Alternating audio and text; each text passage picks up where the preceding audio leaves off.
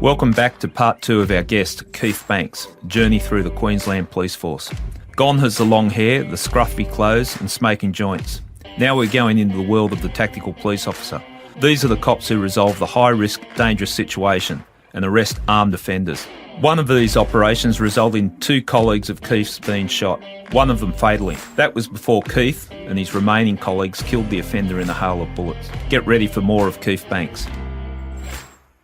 Welcome back to I Catch Killers with Keith Banks, an ex-Queensland police officer who has just given us a fascinating insight into the world of an undercover police officer, which I think probably blows a lot of people away that it was that loose, and I don't know if that's the right terminology, but it's certainly not with the occupational health and safety restrictions that we have in present day. No, I think, mate, loose is the appropriate term, all right. Okay, we'll run with loose. Yeah. Did you get a sense of satisfaction from the work that you did there? Were you proud of the work that you did there? Yeah, I did. One of the phrases that I tell people is that I wanted to change the world, but I didn't expect the world to change me so much. I certainly got satisfaction, but I also got pretty cynical and jaded about the way that the drug scene worked, I suppose. Yes. One instance that really affected me quite badly was watching a young boy shot up with heroin for his first time. That was a 14-year-old? Yeah, I thought he was about 17 or 18. That was bad enough, but I later found out he was 14. And being just not able to do anything about it. You know, I kept track of him, and he died of a heroin overdose when he was 18. And what I struggled with was that masquerading as a dealer and buying heroin, I was indirectly responsible for providing the heroin to the person who injected him the first time. Right. Because as one of my targets, she would actually take a pinch, more than a pinch. She'd take a taste, she called it, of heroin for each deal that she set up for me. So she'd organise the deal and take her cut unofficially, or officially she was charged with. She was certainly charged with supplying, and that formed part of the evidence because that was the transaction, I suppose. So I'd give her money. She'd organise the deal. This is in the early days before I actually started meeting the dealers themselves. Yeah. But part of her consideration in legal terms was taking the taste, which actually formed payment. I would imagine you could balance it out with your conscience, but at least you were trying to make a difference in the world. Yeah, look, it really affected me greatly. Just I suppose the powerlessness to intervene, because had I intervened, I would have blown my cover. I was a heroin dealer. What would I care about someone using? Yeah. So that, it gave me a great sense of satisfaction, but that job really burned me out. Yeah. You know, I was working on the coast for nearly 4 months, I think, every day, scoring heroin and setting up dealers or new dealers, etc. And it's a 24/7 situation, isn't it? Yeah. Like there's no point where you could actually switch off, even when you're walking around on your days off. Yeah. You're potentially going to bump into someone. If you're operating in a small town, or even the Gold Coast is not somewhere where you can disappear. Yeah, I'd often run into people I knew. Yeah. So it was just you had to be on your game, 24 Did you ever hours make a mistake? Like, did you ever make a mistake and, hold it, what are you talking about? I'm Keith, I'm not such and such. Did anyone actually recognise you? Oh, I've been recognised a few times, yeah. I was just thinking, I think when I was in Cairns, I met someone who had gone to the same high school. So I'd gone to Cairns High School for a year or two. And I think I'd had a bit too much to drink, and it was female, so it explains it. We were back at her place, and she was going through yearbooks. Right. And she was going, I can't see you in here. And that's when I realised, shit, I've told her I've gone to Cairns High School, but that was my real name, not the name I'm using now. So simple things like that, but when you're on the drink and you're smoking your dope... Luckily, she wasn't a target. She was just a very nice young lady that I happened to make the acquaintance of. But that taught me a valuable lesson. You know, the backstory is your backstory. Don't get your real life confused with it, because that's how you'll come. And how would you prepare your backstory? It would depend on what the cover was. Now, you know, so there's a detective, the drug squad, who said, I'm going to have an informant introduce you as a new pot dealer. Yeah, it'll be up to me to decide where I was from. So I'd actually have a backstory of, say, somewhere in Sydney that I was familiar with, because I'd been to Sydney a few times, so I could talk about landmarks. A little bit of truth helps a lot. A little bit of truth, yeah. But then when someone starts grilling you about your backstory, you've got two choices. You can either further try to work through it and convince them, or you can be on the front foot and simply say, what the fuck do you want to know for? Yeah. You know, so it's a combination of being the angry guy or being the wimpy one, I suppose. Yeah. Just completely depends on the cover that you're going in with. But it was always up to us. So you'd have an element of truth for sure. And did you hold that identity for the whole operation, even on your days off, or did you become Keith when you walked home? When you walked in the door? Well, if I was on an operation, that was it. I was on an operation. Yeah, so you were John for however long. Jim or whoever, yeah. And that's the way I'd refer to myself. And it was actually, it sounds strange, but there was a time where I'd finished a long operation and came back, and my flatmate called me by my name and it didn't register. I could imagine that. Oh, yeah, geez, that's me, that's right. But recognised for sure. Yeah, I was recognised a couple of times. One in particular on a job in Cairns. I'd started scoring from this guy. He's quite an affable fella. And it's a bit of a spoiler alert, I suppose, but it turned out that he had been setting me up to kill me for my buy money, and I was setting him up to pinch him. So, you know, apart from that, we got fair well. Trade. Yeah. Other than that, the relationship was fine. It was fine. And he actually was good company. But we were in a nightclub, and I, as I said, I'd gone to school in Cairns for all of Year 8 and about a term and a half of Year 9. So I hadn't been back there for a long time. And I was, you know, looking markedly different. I had grown a big beard again and long hair and so on. So I was there with the target and with Larry, and boned up to the bar to order a couple of rum and cokes, etc. And this guy walked over to service, and I thought, wow, that's Brett. That's someone I've actually been to school with, but he'll have no idea who I am. That was, A, too long ago, and B, I look completely different. Yeah. So, of course, he goes, Keith. And that's when you go, oh, Jesus. So, and the target, I could see him out of the corner of my eye. So you're with your target? Yeah. He'd been calling me Jim. And I could see him with the laser vision right at the side of my face. So, again, in that moment, you go straight on the front foot. So I abused this guy in some pretty strong language. So you had to play the role of the tough guy? Oh, yeah. And I said, just, you know, don't know who the fuck you're talking to, blah, blah, blah, and but give me my drinks. And again, just that look of pure evil, and it becomes apparent when you find out what the target had done in his past. But he just gave me this look that was almost like a Charles Manson look. And that's when I went, wow, there's more to this guy than I realise, I think. Yeah. So had our drinks, and he was just giving me, you know, that look. Yeah, you get a sense. And so we finished the night, and I went back into this particular establishment the next day after it opened, and got him aside, got the manager aside. Turned out he'd actually owned it. His father was pretty wealthy. He'd bought the whole disco for him.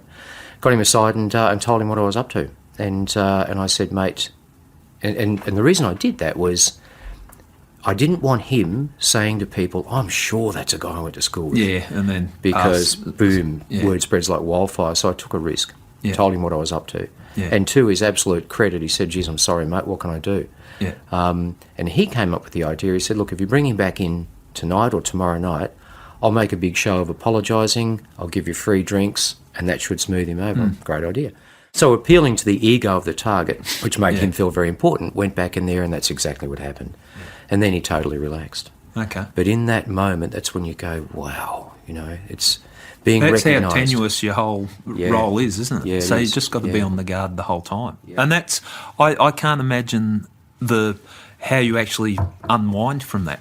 You would be absolutely wired to the hill. Yeah, not just from the drugs and alcohol you're drinking, but the adrenaline. Just the adrenaline. Rush. So that's why when the undercovers, when the rare times we were in town together, that's why we'd actually find somewhere, smoke a few joints, have a couple of drinks where we could actually relax in that environment rather than being on edge.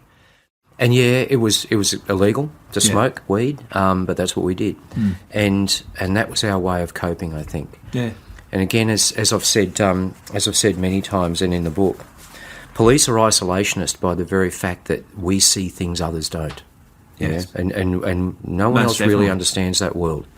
Within the policing world, undercovers are also isolationist from other police, because other police looked at us with probably not distrust, but certainly they were cautious about us because we just weren't the mould. Yeah. So we were isolated from them. So we were our own support group. And well, the police, we leave the UCs alone. Like I saw a mate and I knew he was a UC and I saw him in the environment and I was about to say, and then I checked myself and he sort of looked at me and gave a knowing look and I kept walking. I got a sense that he was on the job. But so I think that's why police sort of pull back and, you got to distance yourself. Yeah, it could be. We probably felt, and we were a bit paranoid anyway. You live that life, you become paranoid. Yeah. And we actually thought that others looked at us with, an air of, I don't know, caged animals or something that break glass in case of emergency. So and we were wild. We just lived, as I said, young blokes, access to all that stuff, and we were pretty wild. Well, the reality is you couldn't do that job unless you had a wild streak in you. I don't. Yeah, if you're an introvert or whatever, or just haven't got that rebellious wild streak, you couldn't do it. Yeah, spot on. Because you got to go out and you got to socialise and you've got to make friends, you've got to make acquaintances in that criminal world, and you need to be a certain type of personality. Yeah, I agree, mate. It's something, before I started it, I was fairly shy. And even now, my work colleague where I work now, he and I go out and have a drink and he just shakes his head about the fact that I'll have 14 new friends at the end of the night because I actually don't have any issue talking to strangers. Yeah. Because that's what I used to do. That is a good skill of a good UC officer. All the ones that I know have that ability. You can drop them anywhere and they can be having a conversation with someone within 5 minutes. Yeah, that's right. I think that is a real skill. A real skill. Well, it's something that taught me well. Yeah. I'm just going to read out something from your book, and I'd just like to talk about that. So this is a quote directly from your book. I'd learnt very well that not all cops are perfect and not all offenders are evil. It was hard to come to terms with the illusion fading, but the world is more complex than good and bad. There weren't just cops and crooks, there were just people, and people are both the best and worst. Yeah. I think I interpret that, but I think, what do you mean by that passage in your book? It means that what it taught me was to not necessarily judge people by what they do, but how they are. So, as I said, there were drug dealers I met who were good family men and loyal mates. Yeah, there were police I met who you couldn't trust with your shopping list. Who were in it for themselves, who were duplicitous and two-faced and so on. So really, when I finished Undercover and I went back and became a detective, the way that I dealt with offenders was not an us versus them. It was, okay, let's just understand, get a sense of this person. Yeah, they may have committed sometimes pretty horrific stuff, but get a sense of who they are, not to excuse them, but to actually understand. Yeah. But I think more it was the fact that it just taught me that I couldn't trust every cop would have the same attitude and integrity that I did. Yeah. And that was very disappointing. Oh, it would be disappointing because you do come into the cops idealistic and you think you're there to do good, and if you think someone's doing bad. But it's interesting what you said there, and one thing that when people ask me what makes a quality, what's a characteristic of a good detective, and I say empathy, and people sort of look at me and go, what are you talking about there? I thought you're either hard or smart or whatever. Empathy. But what you've just raised is something, the skill that would have carried you through very well in detective world, being able to sit down, listen to people, and everyone's got a story, and find out what's making them tick. Yeah, and as you know, mate, if you have that empathetic nature, you can actually sit in an interview room with an armed robber, for instance. Yeah. And if you understand as best you can his story. I've often said, Jesus, mate, this must weigh on you a lot. What do you mean? I can tell you don't sleep very well, do you? And you get a sense of it, and, well, actually, no, I don't. Well, you get this off your chest and you clear it, it'll change your life. And with the right person. Yeah, you know? and how often do the confessions come from that? Because people think what goes on in the interview room. Quite often the people are guilty of a crime, want to unburden themselves. And you just give them the platform and the ability to do that, and it's amazing. I've gone into interview rooms and I see young police out there going, how did you get the confession? And they're thinking it's some thing from the distant past of phone books or threatening, but it's really just sitting down and talking to someone. Or some magical ability. Just talking to someone, and people do tend to come out. Yeah. But we're going to move along a little bit. You've gone from the UCs, going back to being... and I'll say a real policeman, and you'll probably take that as offence. No, not at all. No, understanding in the concept of what people think police identify in uniform or a detective. Yeah. How did you find that going from the world that you operated into a detective? That's a great question, mate, because there was no transition period. I literally bought, I think it was a half an ounce of heroin on an afternoon, my last job. As you do. And... then the very next morning, I put on a uniform with hair down past my shoulders, a tracksuit top, because in those days we'd wear our uniforms to work, and then I'd made an early appointment with my hairdresser who'd been cutting my hair, well, off and on for a couple of years because it didn't get cut much, and she was a nice girl, and I said, cut it all off, and she went, what? And I said, yeah, cut it all off. So as she's getting rid of all my hair, and I'm sort of quietly sobbing to myself, she said, so why? And I said, look, I've just got to tell you, for the last couple of years I haven't been, I think I told her I was a law student or something. Yeah. I've actually not been truthful, I'm a cop. And she went, no, you're not. So I took off my tracksuit top and showed her the uniform. Yeah. She finished cutting my hair and never spoke to me again. That's interesting. Because I'd lied to her, obviously. Right. And then I turned up to mobile patrols. I went back to mobiles. The best uniform station I'd ever worked. Permanent partners, permanent patrol sectors. Yeah. No files, no fires, no warrants, no nothing. You're just out with your mates doing police work. And I went back in. My hair was still over my ears and down past my collar because I just couldn't get rid of it all. Yeah. And the superintendent, again, a man who's passed away, I have a lot of respect for, Bert Cross, had, I think, half a dozen of us sitting in there, and he's done the welcome to mobiles, blah, blah, blah. And I was still in, I've got to say, probably call it transition shock, because I'm sitting there thinking, wow, what am I doing here?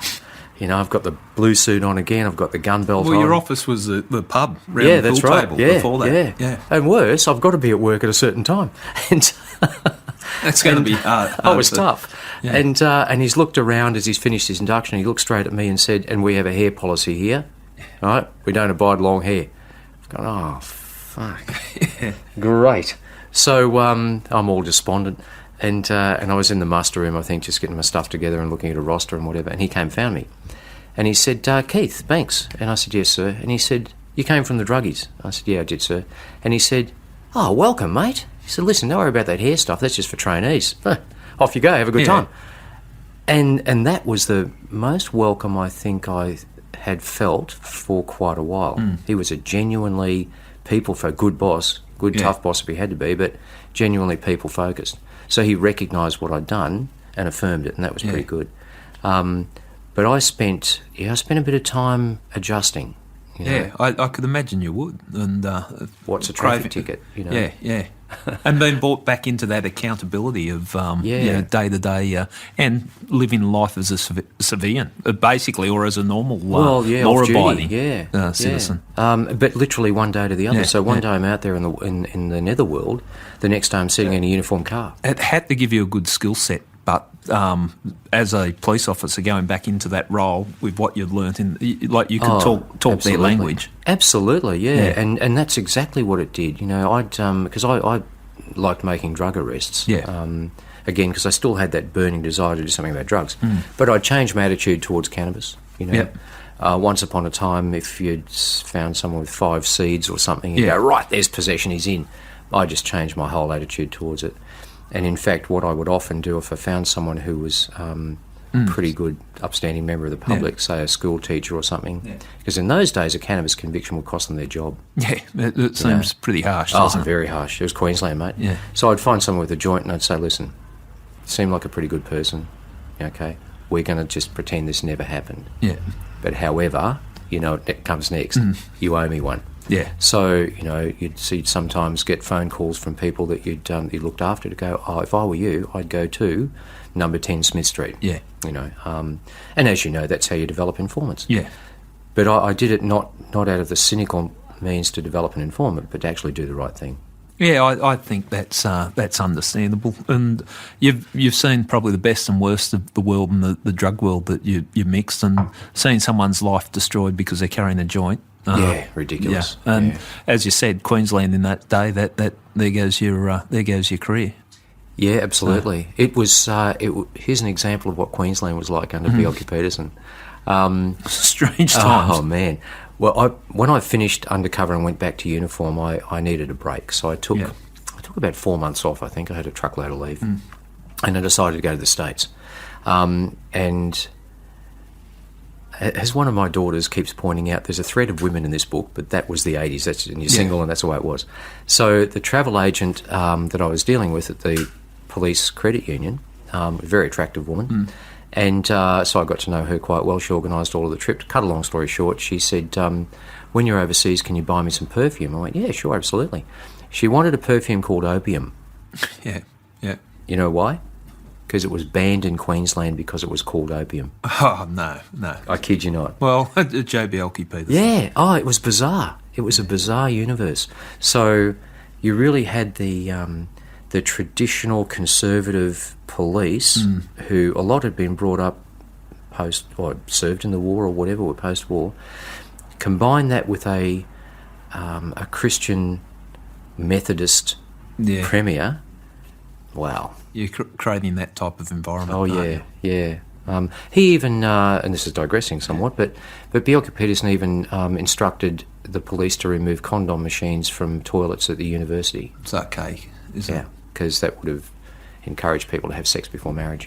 It was bizarre. And it just divides and it turns people against police. And it did, it creates an unhealthy environment when it's that much conflict. That's right, mate. So when I finished and came out... And police are the soldiers who've got to enforce these well, rules. That's right. So I chose to enforce some and not others. Yeah. So because for me, that was more of an acceptance of a difference in society and people than I'd been exposed to before, if that makes sense. So, you know, I wasn't going to be one of the stormtroopers. Yeah. I would certainly lock up bad guys, absolutely. I'd certainly protect people. But when it came to the moral enforcement, I suppose, I just took a bit of a different line. Well, I think that's a mark of a good policeman, that understands there's laws and how they should be. If black and white thinking in policing, I don't think's healthy, and I think that's where we get a lot of conflict, when everyone looks at it just too black and white, and and it's not breaking rules, it's just making an informed judgment on how certain situations should be dealt with. Yeah, absolutely. Dealt with appropriately. But you've stayed in, so you've had your career path. You've been in uniform to start with. You've gone undercover and you became this long-haired, bearded druggie for all intents and purposes. It's a nice way to describe it. Yeah, well, thanks. that was your role. You played it very well. You can't argue with it. Yeah. Then you've gone back and then you've got a career in detectives. But then I get the sense, and I think you've owned it, that you're chasing the adrenaline and chasing the rush that you got from working undercover, and you found yourself towards tactical policing. That's exactly right. Yeah, I needed that. I just needed that excitement. I needed that rush, and I wasn't getting it from normal work. So it was then called the Emergency Squad. I think New South Wales was originally Emergency Squad, then it became SWAS. Yeah. So it was called the Emergency Squad, and that was a part-time function to have a specialised area to deal with sieges, high-risk raids, before counter-terrorism. Yeah. Although leading up to the Commonwealth Games, the National Anti-Terrorist, I think it was called SACPAV. Yeah, it was SACPAV. Yeah, they started funding the special weapons bodies across the country. So it got more funding and became a little more professional. Then the SAS became involved. They'd come over and train once a year for 2 weeks. So they trained us. Yep. So I actually applied for it and was accepted, and we were still part-time. So you're doing your work as a detective? As a detective, yeah. And training, I think we were training 4 days a week at the range and entry techniques and so on. Yeah. And then we were called out as needed. Okay, well, that was a similar setup that we had here, and I was part of the State Protection Support Group, and that was very much the same. So you had the tactical training, you went about your normal job, and then when you needed, they needed you, you'd get called in. Yeah, before the full-time component. And then I was, after an annual training camp, the inspector in charge of the support section, which encompassed the bomb squad, the doggies, and tactical. He actually had a vision to create a full-time tactical team, and I think there would have been 4 of us initially, or something like that. So he approached me to become part of that. Right. So I weighed it up. I was a detective at a divisional area. I was having a ball, locking up bad guys, learning all the time, but I could see the future of tactical, I guess, and it appealed to me to be part of that full-time corps. Yeah. I'd been to Bandiana and done or completed a bomb disposal course in 86. And I actually said, yes, I'll come along. But we were, to justify the full-time component, Harry, the boss, also overviewed what was called the task force. Task force were like the old 21 division, but a modernised version. Okay, so a strike group. Yeah, 20 coppers. If there's a trouble in an area, they'd send us in there. Yeah. So we you had to be able to look after yourself to be in a task force. It was all hands on. Yeah. No tasers, no spray, no asps, it was no nothing. rough and ready. It was rough and ready. Yeah. So it was knockdown brawls. Yeah. So we'd be sent to, and you're right, if there was a certain pub that was a problem, women being assaulted or men being, or whatever, bikies associating, they'd send the task force in, and we'd lock people up for street offences, which often involved obscene language and then followed by assault police and resist arrest. Yeah. So that was a shift. Yeah. That was a means to justify the tactical component. So I probably worked as a task force guy 3 out of 5 days, and the other 2 I would be doing full-time tactical. Okay. And I was sent over to do the Special Air Service... Swinburne? At Swinburne, Police Assault Group Instructors course in June of 87. Right. And then came back. So that's the SAS training headquarters. It was fabulous, mate. We were there for, I think nearly 3 weeks or so, in what was called the Killing House. Yeah. Don't know whether it's allowed to be called that these days. I'm but, not sure either. But it's a house where you just trained, and there were police from all over Australia. Yeah, so I met some very good people. Guys from Sydney. Yeah, had a lot of people go from Sydney over there. And it creates a good network of special operations, special weapons people. So, we shot thousands of rounds through distraction grenades. You'd go into a killing house day after day after day. Or we'd learn how to breach doors and windows. We'd learned explosive entry, not that we're allowed to use it in a state base. That means rigging up an explosive frame charge to blow down the door off. Yep. We learned how to shoot, how to use a shotgun to shoot the hinges off a door to gain quick entry. Yeah. All of that really good adventurous stuff, which appealed to me as well. How old were you at this stage? I would have done the SAS course when I was 29. Yeah. Yeah. And I'd been in tactical for 7 years. Fit? Yeah, oh, God, yeah. Although, drank a lot. Again. Blame your time in the Yeah, that's right. Yeah. We trained hard, played hard. Yeah.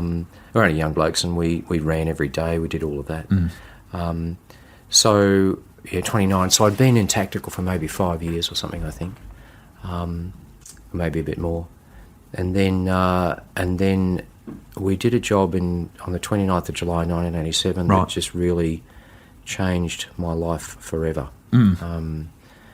It was as you mentioned in the introduction, I think in the episode 1, it was a high-risk raid on number 1 most wanted in Queensland. Yeah.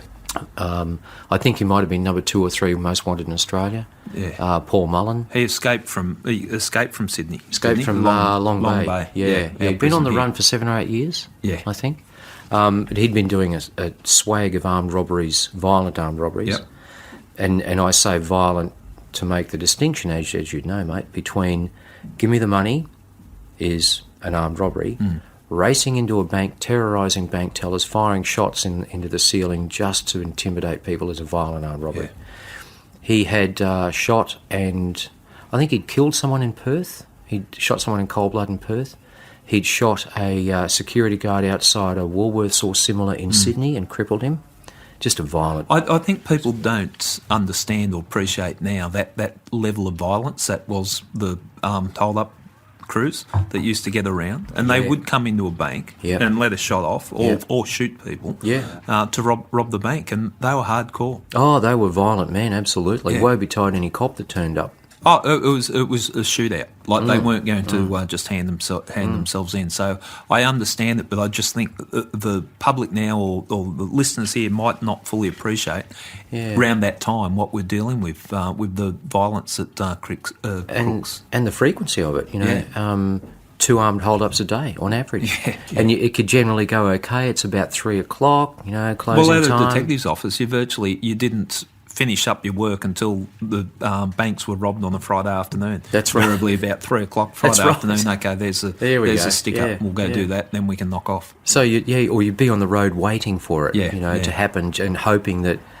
And this is how crazy it was. Hoping that you were going to be at the bank where the robbers were. So this one with Mullins, you're in the tactical team, or you're the leader, or I was so I'd finished the SASR course. Yeah. I was working full time in that role. Right. The boss, Harry, had come down and grabbed me and said, "We've got a pretty hot job on. I need to brief you about it." Yep. It was completely top secret. Not even the other members of the teams were told. Right. Not because we didn't trust them. They just didn't need to know. Yeah. At that point. So he briefed me on what was happening. Mullen had been identified as living in a house in Virginia in Brisbane. Right. The dogs or the surveillance guys were on the house.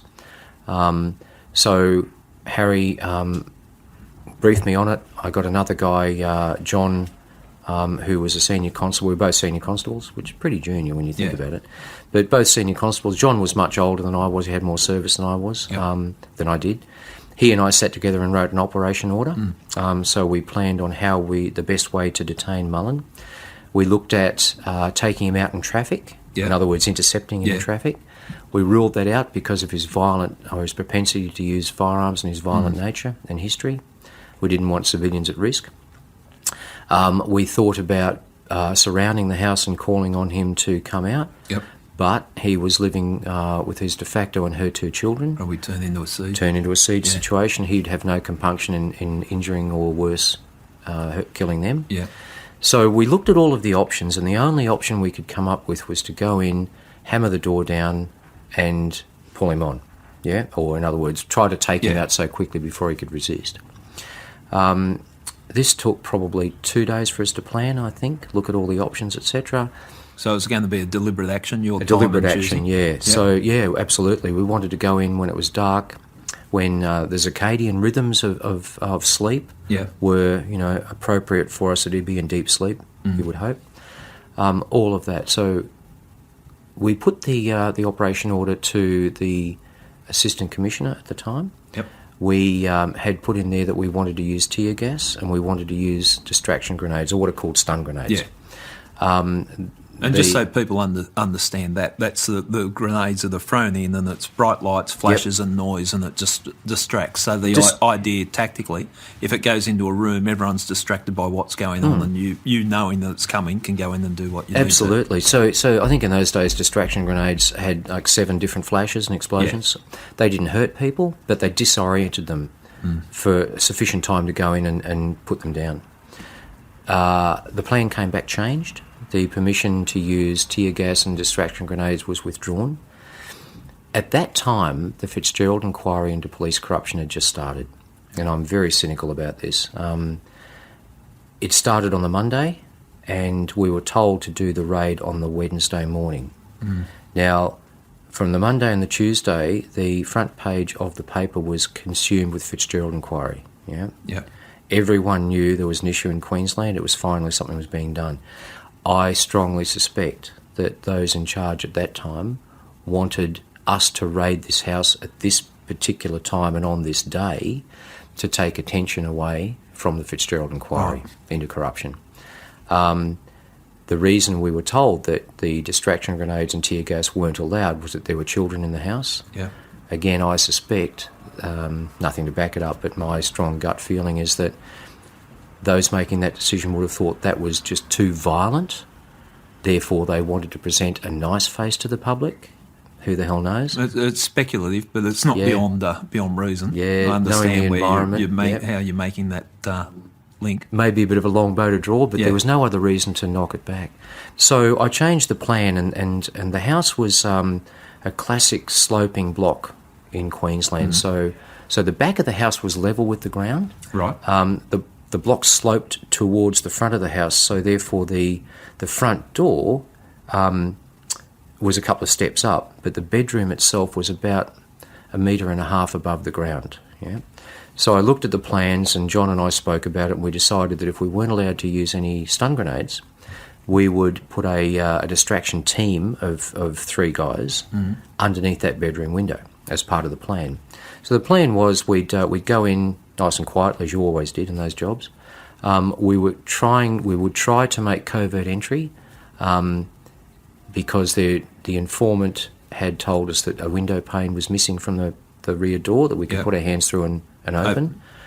Got there and that wasn't the case. What we also didn't realise was that Mullen had changed the way the door swung from swinging inwards to outwards, which would slow up any attempt to breach it by a good 3 to 5 seconds. That's another trick by good crooks, isn't Absolutely. it? Absolutely. He'd also built a trapdoor in the bedroom. So the trapdoor led directly underneath. So all you had to do was pull back carpet straight through an open trapdoor to the front of the house, and you're away. Yeah. So when we got there, it had, and this is Murphy's Law, it had been pelting down with rain all night, which I loved. I thought, this is fantastic. It'll disguise the noise of approach, hopefully muffle some of the sound of, maybe getting in through the door covertly, blah, blah, blah. And of course, as luck would have it, 10 minutes before we arrived, the rain stopped. And anyway, so approached it and had the classic 4-man team. Peter was number 1. Yep. Another guy was number 2. One of my best friends at the time, Steve, who'd been undercover as well, was number 3. I was number 4. Okay. As the team leader, and in explaining that again, the numbers, and that's for the entry into the premises. Yeah, who's going in first, and it's already that's basically it. Yeah, it's predetermined who's going to go in the door first, so it's not 4 of you trying to get in at once. Yeah, that's right. So it's classic single line, and listeners can actually see this in most TV scenes or movies or whatever when there's a SWAT team involved. It's the same principle. So we got there, had a hammerman, in other words, as we called it, the 12-pound key. Yeah. So Don had the hammer, got there, couldn't make entry covertly. Yep. My instructions to the distraction team at the front were, if they heard a smash of a hammer on the door, they were to immediately throw a ladder through the bedroom window to smash that, to make the offender believe they were climbing up through the ladder. Right. Now, we got there, and I gave the instruction to hit the door. With the first crash, the ladder was thrown through the window, and in a split second, there were 2 rifle shots that were aimed, we found later, through the skirting board in that bedroom where an entry team would have been coming up the ladder. Right. He was absolutely ready to go. Right. So I can't remember how long it took us to get in. It normally would be 2 seconds. Maybe it took us 5 to 7. Yeah. But that's a long time in an entry. So as we moved through the house, it was pitch black. And in those days, the equipment was pretty ordinary. We had mini mag-light torches that we strapped to the weapon, so not a lot of light. What weapons did you have? We were using Heckler and Koch submachine guns, 9mm. Okay. So, I was on top of my game as far as accuracy and all that sort of stuff was concerned, as were the other guys. As we went through the house, we were moving pretty closely together, and remembering, of course, there'd been shots fired. We knew he was ready for us. Peter approached the bedroom door, and the offender fired through the door. Right. And I remember he hit Peter at least twice through the door, and I saw Pete push the door open, aim his weapon, and move inside, and there were 3 more shots. Peter was hit 5 times. Then there were more shots. Steve, I was standing right beside Steve, he was hit under his vest, and the round pushed him about 1.5 metres down the corridor. Right. The assault team leader the leader of Assault Team 2, which had been tasked to go into the house and protect the kids, jumped across that hail of gunfire, one of the bravest things I've ever seen, excuse me, and started engaging the offender. And then, in a nutshell, we went into the bedroom and engaged him and killed him. So engaging means fired at Yeah, him. yeah. That's a pretty dramatic gun battle that you've described there. Yeah, it was. You've seen one of your team. You knew they'd been shot? Yeah, I knew they'd been shot. When the offender was dispatched with lights came on, etc., and I then have a memory of being over in the corner with Peter. Opened up his blacks. We wore our vests underneath the black jumpsuits in those days. They were only quite light vests, level 3 they're called. They were never designed to withstand rifle fire. And Mullen had been firing at us with a 223 Mini 14 Ruger with a 30-round magazine. He got off 17 or 19 shots, I can't remember, during the whole thing. And he'd hit Peter 5 times, and Pete was dying. You knew that at the time? I probably knew it. I didn't want to accept it. Where were the? He was hit once in the right wrist, Yeah. and 4 times in the torso. Right. One of the rounds had actually hit his collarbone and then ricocheted down and split his heart in 2. Right. He died later that morning in hospital. A horrible, horrible time. And it was just horrible. Steve was still in the hallway screaming out in agony. Where'd Steve been shot? He'd been shot just on his lower stomach, Yeah. I guess. He still has the round, a millimetre in front of his spine. Yeah. Recovered completely. Yeah. Just a horrible morning. Never lost a moment's sleep over shooting him. Yeah. Never. How many rounds were put into the offender? I think a total of 11. Right. Okay. And who were the shooters? Yourself? Myself and another one. Right. Another guy. I won't name him. No. Fair enough. Like, it's very traumatic situation. And losing a mate, absolutely. Yeah. It haunted me for years. Because you go into a situation like that and you prepare yourself for the worst and all that, but that is where the worst, you're in a gun battle. Yeah. That's when,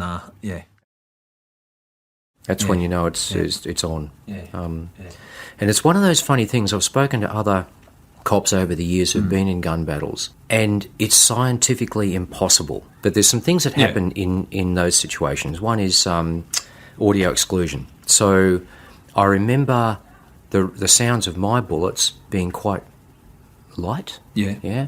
And his bullets were louder, but in actuality it was bloody loud. But your audio exclusion kicks in where your sound shuts down. Yeah.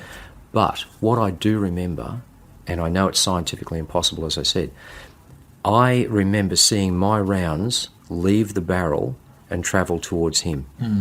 Right, now they're travelling at 860 feet per second, but I can see them. Other cops who've been in gun battles have said the same thing. Well, I think in that situation your senses are off the Richter scale. Heightened, yeah, you bet. Yeah. So it doesn't surprise me that how you what you recall of a situation like that. So Madden died. Mullen, yeah, he died at the scene. Yep, you bet. And you've said no regrets from that. No, not 1 second of lost sleep. No. Yeah. He was just a violent man. He chose his own end. But that was the start of my PTSD for sure. I went through a very bad time. What stage in your career was this? How many years in? I would have had 10 years service. Right. I was 29. Yeah, so 10 years. Yep. Did it after that? And we'll talk on the post-traumatic stress. But after that, did you consider getting out of tactical policing, or did you stay in tactical? No, policing? I wanted to stay in. I actually became quite homicidal. I wanted vengeance on every crook that I could. So it made you a harder, tougher. Oh yeah. I look back on that, and again, is that because of what happened to Peter? Yeah, what happened to Peter? You bet. Because we had done hundreds of raids, and we confronted armed men, and we'd always given them the opportunity to put the weapon down. Yeah. I changed my whole mindset after Peter was killed, and I just thought any job I do now, anyone produces a weapon anywhere near me, he's going to God, and I became quite. I had a darkness. Everybody has a darkness in them. I get very philosophical when I talk about this. Yeah. But everybody has the capability of extreme violence, regardless of their background. Thank God the majority of people don't find it. it was more than that with me. There was a whole darkness that was overtaking my psyche. I just wanted to be on every job I could where there was a possibility of a weapon being involved, because I just wanted to knock people. It almost sounds like vengeance. Yeah, absolutely. Yeah, well, that's the way I look at it. It was, and we had some pretty hard crooks hitting Brisbane around that time. Yeah. So there was one job I did. Well, there was another job I did about 12 months later where someone was shot in a siege, the offender. And my team and I went back to my place and we drank rum all night. That was our coping mechanism.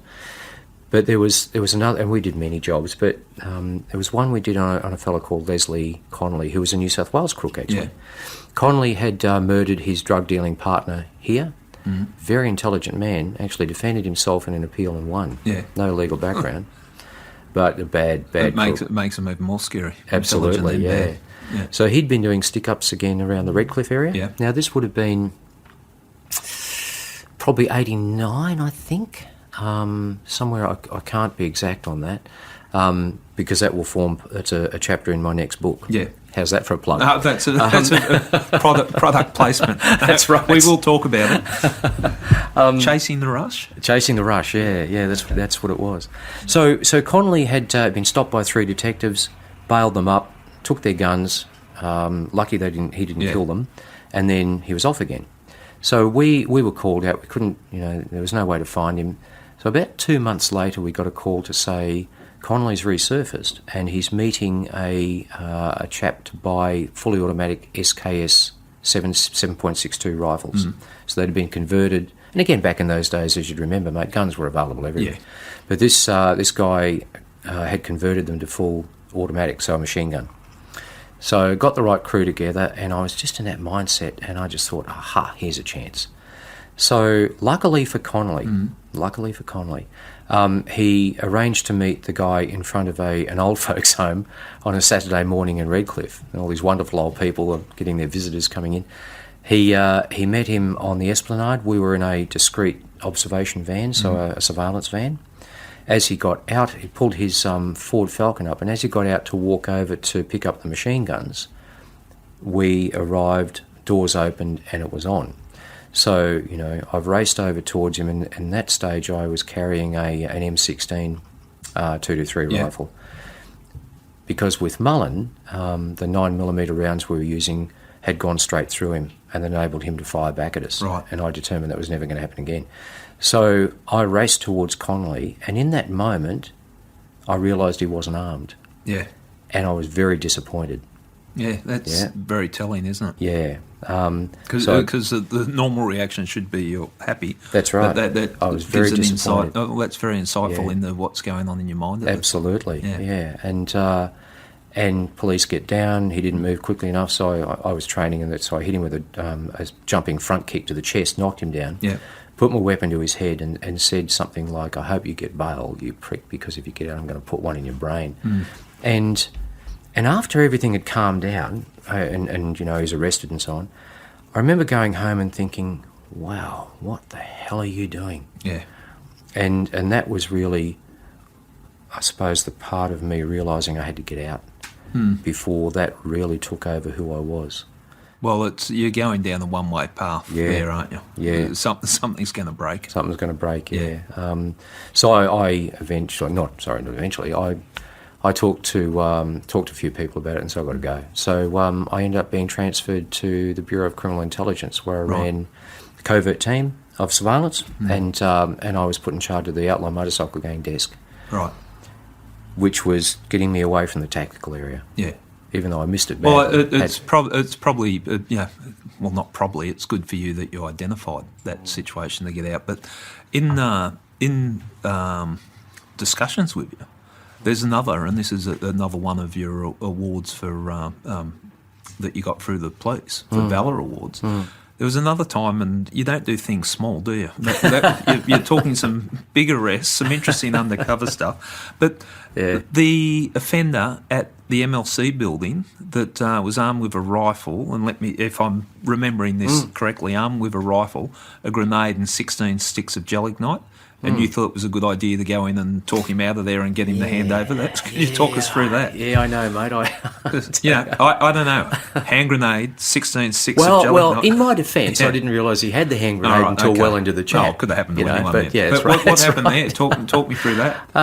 I'd been running an undercover guy, so it was a Saturday, and I'd met the undercover, did the whole evidence thing, yakety yak, and so I was wearing a pair of jeans and all that sort of, just looking a bit cash, and we were going. My mate and I were driving back in an undercover car, which wasn't the normal Falcon, etc., back towards the city to have a bit of a cruise along Queen Street and look at the girls and go home and knock off. And excuse me, my girlfriend, now my wife, was in the city shopping. She'd moved up from Melbourne, and I was supposed to pick her up at 3:30. You could write a whole bloody chapter about it. In fact, I think I have. At any rate, so I'm minding my own business. Any unit, shots fired call, MLC building, which was in George Street in the CBD. So again, I just raced to everything, not with the intention of knocking someone like I used to, but it was just that's what you did as a cop, and that's where the fun was. It was the adrenaline kicked in. I've gone bang, we're on. So drove in there, got there. I remember there was a Channel 10 camera woman standing at the front of the MLC filming inside, which I didn't think was a wise idea if people were firing shots in there. I immediately thought this will be another Hoddle Street massacre or a Strathfield massacre, I think it was in Sydney. Had one in Sydney. So, of course, I responded as a cop. Got there, had my weapon in my hand, raced up the steps with the intention of taking him out if I needed to, but more to get a cordon, see what was going on. Because sometimes cops turn up to things and they don't react quickly. Yeah, I think we've now come to terms with the environment we live in now, the active shooter. It's you can't, if someone's running around killing people or whatever, you can't just sit out the front and set up a perimeter. And wait for the negotiators to arrive. No, it changed our thinking. Well, obviously I was ahead of my time. But yeah, I remember I got a cordon happening, raced up the stairs, and there was a uniformed sergeant standing at the top of the stairs, and I said something really subtle like, "Where is this prick?" Yeah. And Mal looked at me and he just said, "Actually, he's just right in there, mate, just around the corner." And I went, "Really?" And I've popped around to do the quick peek, and I saw this bloke sitting there with rifle across his lap. Yeah. I didn't really see what was in the cardboard box at that point. Bearded guy, overweight, so I've just gone, Jesus. And I went, okay, mate. And all I could think about was he's sitting down, so the weapon's not a threat. Let's calm him down, no problem. And I'd heard negotiators operate where they'd start with, "My name's Bill." Yeah. So all I could think of was, "My name's Keith, what's yours?" Yeah. And so we had this little quick conversation. He said, "Well, why don't you come in and talk to me?" Okay. I still have no idea why I did. It wasn't bravery. I don't know what the hell I did. I handed my firearm to the uniform guy. Yeah. Put my hands up, said, "Look, I'm a cop, blah, blah, blah, prove it." Okay, pull my badge out. And he said, "Why don't you come a bit closer?"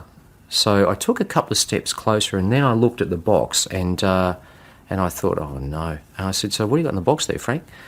And knowing full well the answer. But he pulled, rather than tell me, he reached in and pulled half a stick of gelignite, AN60. And I'd been in the bombies, so I knew what this was. And he tossed it at me. So I caught it, and I thought, things going from bad to worse here, because it was sweating nitroglycerin, which means it's quite unstable. Yeah. Something that set it off, like maybe dropping it on the floor. Good catch. Good catch, Keith. Jesus, thanks. So I've turned and given it to Mal and said, "Listen, take this outside, tell the bosses when they turn up what's going on." I sat there with him. I left the building a couple of times to calm things down outside, but I sat there with him and talked him out of it. I broke a few rules. Number one, never hand your gun over. Yep. Number two, don't go approaching people with a box full of gelignite. Number three, he actually, I said, "What's it going to take to give me the rifle?" And he said, "A six-pack of beer." I went, "Nah, can't happen, mate." Now, at the same time, he was smoking over sweaty nitroglycerin gelignite. I thought, I'm screwed here. And I said, "All right, how about one pot of beer and you give me the rifle?" So we bargained. Yeah. I went back outside, and ironically, as it would happen, the inspector who turned up was the same operator who'd been standing beside me when we shot Mullen. Right, okay. Yeah. And I said, "Mate, this is what he wants. I reckon I can make it happen. So he knew you and had some trust in you. Yeah, he did, yeah. Although he did say in a typical police fashion, if it goes to shit, I'm going to blame you. I know. That's right. So I'll be dead anyway, so it doesn't matter. Told him not to do that. So, yeah, and went in and he surrendered the rifle, which was empty anyway, because he'd fired 3 or 4 shots through the building. And his beef was that he was a Vietnam veteran. He'd had a bad marriage, wife maintenance issues. He needed to cash whatever superannuation he had in to try and pay the next maintenance payment. And he went in there and wanted his super cashed, and the guy laughed at him because he said, you'll have to pay us money. Yeah. He went home, got on the Terps that Friday night, went to his favourite bowls club, gave his favourite barmaid his dog tags he used to wear, and then said goodbye to her and went home and dug up all this gelignite that he had. God knows where he'd gotten it from. Put together an improvised explosive device, 3 electronic detonators, 12-volt battery, strapped his rifle to his back, put the cardboard box and his army webbing, that's what else he had, put the army webbing on, strapped the rifle to his back, put the cardboard box, I still shake my head, full of nitroglycerin sweating gelignite, and rode his 125 trail bike from Indooroopilly about 11 k's into the city. Did not come across a copper, thank God, and somehow it didn't blow up on the way. Then he walked in, fired 2 rounds through a massive plate glass window, told the security guard to get out, and his intention was to sit there and blow the place up. Mate, I'm speechless because amazing story. I dare say you probably did break a few rules there. But a few.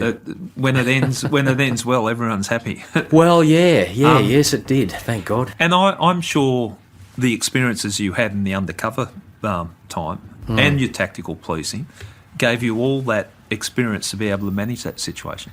I think you're right, mate. I think, as you said before, it's empathy. Yeah. You know, once I realised he was as stuffed as I was, yeah. And again, I didn't know it was PTSD, but I knew I wasn't right, and I could see the same sort of thing with him. That's when I just connected with him.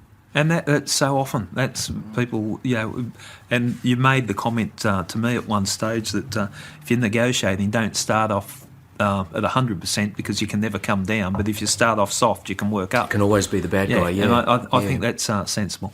You talked about post-traumatic stress, and you also talked about after some of those incidents, the shooting incidents, that you did what cops do and go out drinking. I've been involved in a few shooting incidents and where they bring the welfare branch in and the psychologist and says, look, the best thing you can do is go home and train, and whatever you do, don't drink. And as cops, we all sit there and go, yep, and then which pub are we going to? Throw down the boozer, yeah. But I think that's a way of masking it short term, but long term it catches up. So at what point in time did you put your hand up and acknowledge your post-traumatic stress? Well, I've only been formally diagnosed with PTSD in the last 12 months. Yep. What the catalyst was, and I resigned from the job because emotionally it broke my heart. It was a number of things, not to do with PTSD, but just the way the job was going, I think. But so I resigned in 1995, and in 2006 I was general manager of an Australian-New Zealand security company and in South Melbourne, and I left my office to go and get a coffee next door. Yeah. I literally walked out to the footpath, turned left to go to the coffee shop and froze, and the whole world imploded on me. Really? That dramatic? That dramatic, yeah. No catalyst, nothing, just I had this overwhelming sense of hopelessness and despair. And at that time, thank God, my phone rang, and it was a guy called Mark Wiley, who was former Victoria Police, who had actually headhunted me out of the police into the corporate world, and became my mentor. And he just rang me to say hello, and he said, "Where are you?" And I said, "Mate, I think I've got no idea what's happening to me." He said, "Right, where are you? Stay there." He drove from the other side of town, calmed me down, and on the way over, he'd already made an appointment with his counsellor because he'd been shot and badly wounded in a raid after the Russell Street bombing. Right. As a member of the Armed Robbery Squad. So he had his own demons to contend with. And that really put me on a path of accepting and understanding that I wasn't perfect, that I needed some help somehow. This person wasn't a psychologist or psychiatrist. She was a counsellor. Yeah. She was great. She helped me a lot. And then I went for probably 2 or 3 years without seeing anyone, and I could feel it all coming back again. So it's a pretty hard journey to get the right person. I've been very fortunate to find this particular person, who ironically counsels an ex-Special Air Service guy that I met who did 2 tours of Afghanistan. Right. Met him through what I do now in the corporate world. We had a chat, blah, blah, blah. And I actually said to him, I said, so how'd you go when you came back? Because I ask every veteran how they are. And he said, no, I didn't travel well, mate, but I saw someone who really helped me. And he looked at me and he half smiled and he said, you need her card, don't you? And I said, is it that obvious? He said, yeah, it is. Yeah. So that's how that network works. And one of the passions I have and have had for some time is using any platform I can to hopefully create a genuine conversation around PTSD and cops, a genuine one. Yeah. We've got welfare. When I say we, I still bleed blue. Yeah. We've got welfare, that's great. Yeah, we've got mandatory, counselling, absolutely brilliant. However, the reality is this. Cops don't trust anybody who's not been there. Yeah. And secondly, if you put your hand up and say, I'm struggling, even though the message is we'll look after you, the reality is your career's tainted. Cops don't put their hand up for that very reason. For that very reason, because their career's tainted. Yeah. And until we actually understand and accept that mental health is an injury, not a disease, and even the term post-traumatic stress disorder should be a post-traumatic stress injury, because it's as much of an injury as being stabbed. Yeah. Yeah. Well, look, it's something that I think we are becoming more aware of. But you also spoke about a platform on social media that with people reaching out. What's that about? Yeah. Well, mate. So about 4 or 5 years ago in Queensland, a bunch of us were the inaugural members, I suppose, of a closed Facebook group that is only for former and serving Queensland police officers. Yeah. So your bona fides need to be checked. Then you're entered into it. And we started that just as a safe place for people to actually genuinely say, I'm struggling and I'm having some problems, because it didn't exist. So, back in the 80s, we'd go and get on the gas. You never spoke about it. Yeah, we all knew it, but we never... it wasn't tough, So this now, 4 or 5 years later, I can't remember, maybe 5 years later, has over 2,000 members. Yeah. And I see conversations. There are some coppers who get on there and whinge and bitch about things, and that just happens. That's people.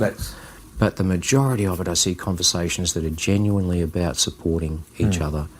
I've seen some tough men that I've known openly post on that site to say, I've struggled with anxiety for 30 years. I think it may have gone back to a fatal road accident I went to. Yeah. And other people will come and go, yeah, that's been my experience. So it's this really genuine, supportive area. And I often remark to my mates, who most of whom have retired, who would have thought? Who would have thought we'd be able to have these conversations? Yeah, well, it's something that just was not done. Yeah. And if you really suffered it, you just disappeared off the face of the earth, and people just, what's happened to him? I don't know.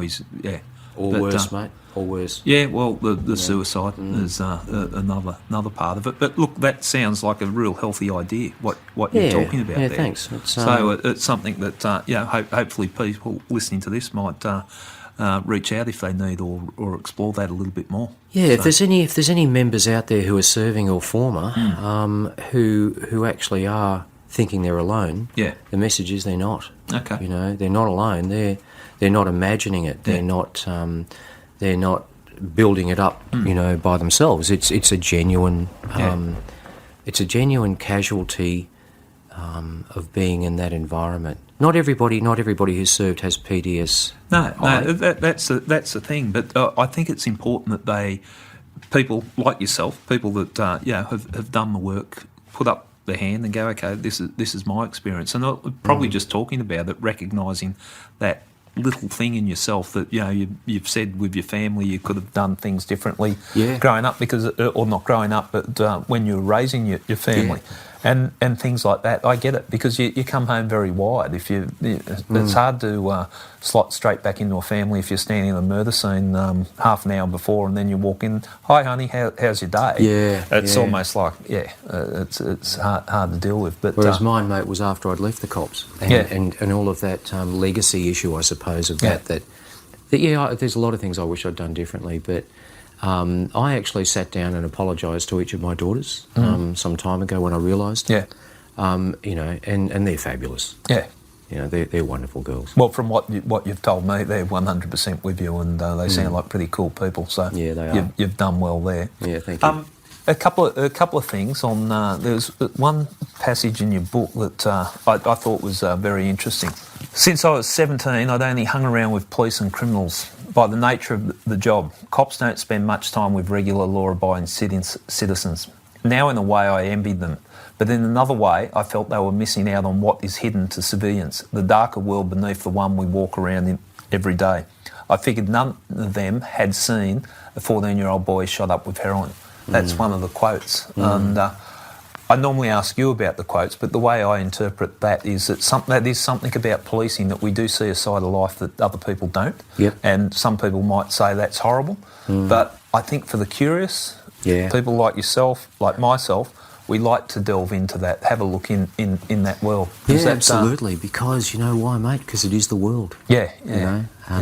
And I do sometimes envy, let's be silly and say, you know, Joe, who goes to school, goes to high school, goes to uni, gets his accountant degree. Hasn't seen that side of it. Never sees an angry man, never hears the anguish of a victim, or sees the, you know, the predatory, horrible behaviour that some humans can do to others. Yeah. And I'm kind of envious of him, but that doesn't last long. It's interesting, isn't it? I And know, apologies to anyone out there who may be an accountant who... No, look, accountants have some very interesting interesting lives. But I've got to take that back. I've got to go see my accountant. He'll kill me. I think that is something about policing, and I often reflect back on it. Would I join the police again? And with all the things I've seen, done, and you know where it's ended up now, I'd still say yes. And I recommend it to a lot of people. There's so many different things you can do in policing. Yes, it's going to frustrate you. Yes, it's going to piss you off, and yes, it's going to probably bring you to tears at some stage. But it is I think a noble profession. And it's something we're in there to serve the public, so it's something that I've enjoyed. And listening to your career and that, I find it amazing, the things that you've done and the different experiences. But you seem to have come out of it very well-rounded. Yeah, thanks, mate. Thanks. It's been a journey. It's been a journey. You do martial arts as well. That's part of your thing, and that helps with the balance, doesn't it? Yeah, it does. Yeah, it's my tribe. I haven't had camaraderie like my dojo tribe, as I call them, since I left the cops. Yep. So I went back to martial arts, it was almost 10 years ago. Yeah. And I train a lot. It's good for my mental health. Yep. It's good for my sense of belonging. And obviously, it's a good all-rounded thing. Martial arts is fantastic. Yeah, I've found that it's a good balance to work, the pressure of work in police, and you go there, and I do a lot of the meditation side of it, but also the hard training, and it sort of gives that balance. And if you're getting hit in the head, all your problems, all the problems that you find at work, you can actually live for the moment when someone's punching you in the face. Keep your guard up. Yeah. But look, Keith, I've really enjoyed it, but I'm not going to let you go without just giving this book a bit of a plug, because I've read the book and I thoroughly enjoyed it. It really immersed me into the world of an undercover cop. Drugs, guns and lies. When's it available and when can you get it? Where can you get it? 2nd of July. Yep. Every good bookstore near you, but also it's available online with Booktopia. Yep. It's an Audible version, voiced by a good friend of mine, Joel Jackson, who's a young Australian actor, quite a successful one. Yep. He gets it, and he understands completely what he was voicing. And I believe also on Kindle, so Amazon. Well, I thoroughly recommend it, and you're also... This book deals with your time in undercover, and you've also got another book that you're in the throes of bringing out, Chasing the Rush. Is that the working title? Is Chasing the Rush? Okay, and that's talking about your tactical. That's tactical right. times. The whole journey, tactical, the MLC thing that we've just spoken about, various other jobs and impacts, and also talks very openly and rawly about the impact of PTSD on me. Yep. But it's also about recovery and closes a loop on a few things, Okay. Well, look, thanks for spending time on I Catch Killers. It's been great, and hope to speak to you soon. Yeah, you bet. Thanks, Gary. Cheers. It's been great. Thanks, mate. Keith. What an experience Keith has had in his time in the Queensland Cops. Sitting opposite him, I was amazed at how zen-like he appears. To me, he's a person who has got his stuff together. He's living a good life outside the cops. He has seen and done things most people only see on TV, and he has come out the other side. He acknowledges the impact it has had on him, and full credit to him for being so honest and dealing with post-traumatic stress disorder. He really is an interesting person, a person I call a friend. I'm glad you got to share his stories with me. See you next time on I Catch Killers.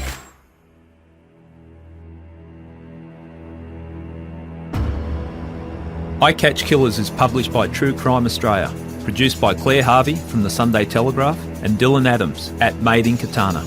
I'm now an investigative journalist at News Corp Australia, attached to the Sunday Telegraph. If you like the podcast, please subscribe to our newspapers.